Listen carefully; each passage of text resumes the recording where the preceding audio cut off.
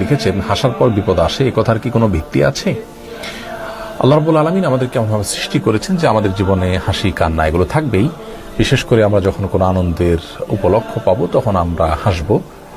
নবী করিম সাল্লাল্লাহু আলাইহি ওয়াসাল্লাম মুস্কি হেসেছেন, অতএব মুস্কি হাসাটা সুন্নাহ, কিন্তু অতিরিক্ত হাসাহাসি করাটা নিন্দনীয়।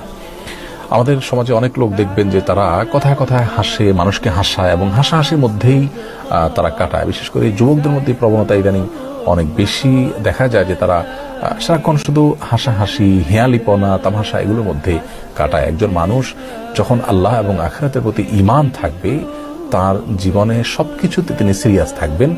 হাসির সময় এবং সুযোগ যখন আসবে, উপলক্ষ তৈরি হবে, তখন তিনি হাসবেন।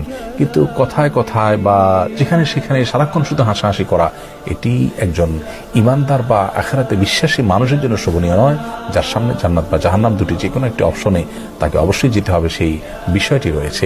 রাসূল আকরাম সাল্লাল্লাহু আলাইহি ওয়াসাল্লাম বলেছেন, তোমরা অতিরিক্ত হাসাহাসি করা থেকে বেঁচে থাকবে, কারণ ফাইন্নাহু ইউমিতুল কলব, কারণ অতিরিক্ত হাসাহাসি করলে মানুষের অন্তরকে এই হাসি, অতিরিক্ত হাসি মেরে ফেলে। এজন্য অতিরিক্ত হাসাহাসি করা উচিত নয়। অন্তর যখন প্রাণবন্ত থাকে, প্রাণচাঞ্চল্য থাকে, তখন সে অন্তর দ্বারা ভালো মন্দ আমরা নিরূপণ করতে পারি, ভালো কাজের দিকে আমাদের আগ্রহ তৈরি হয়। আর যখন খুব বেশি হাসাহাসি করি, তখন আমাদের অন্তর মরে যায় এবং ভালো মন্দের প্রতি হিতাহিত যে জ্ঞান, সেটা আমাদের কমে যায় এবং অন্তর অনেকটা নিষ্ক্রিয় হয়ে যায়। এটা খুবই ভয়াবহ একটি সাইন। এজন্য অতিরিক্ত হাসাহাসি করা থেকে আমাদের বেঁচে থাকা উচিত। কিন্তু তার মানে এই নয় যে আমরা কেউ হাসলেই তারপরে আমাদের কান্নার কোনো ঘটনা ঘটবে, কোনো বিপদ আসবে। কোনো কোনো মুরব্বীদের দেখা যায় যে তারা কারোর অতিরিক্ত হাসাহাসি এটা থামানোর জন্য, এই স্বভাব থেকে তাকে রক্ষা করবার জন্য বলেন যে তুমি বেশি হাসতেছো, তোমার একটা বিপদ আসতেছে। এটি নিছকই আমাদের ধারণা। কোরআন হাদিসে এরকম কোনো কথা বলা হয়নি যে অতিরিক্ত হাসলে বা হাসলেই তারপরে কান্না আসবে, এমন কোনো কথা নেই।